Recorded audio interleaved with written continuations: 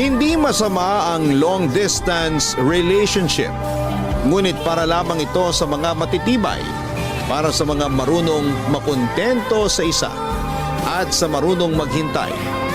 Paano mo masasabing Paano nga ba ako binago ng pagtatrabaho ko sa ibang bansa? Nasanay akong kumain mag-isa. Nasanay din akong kulang sa pahinga, na kahit masama ang pakiramdam ko, kailangan kong kumayod. Kasi hindi uso ang salitang tamad dito. Bawat sentimong kinikita ko, pinahalagaan ko. Natuto din akong magsinungaling sa pamilya ko, para lang hindi sila mag-alala sa akin. Nagpapanggap ako na maayos ang lagay ko dito, pero deep inside, pagod na ako.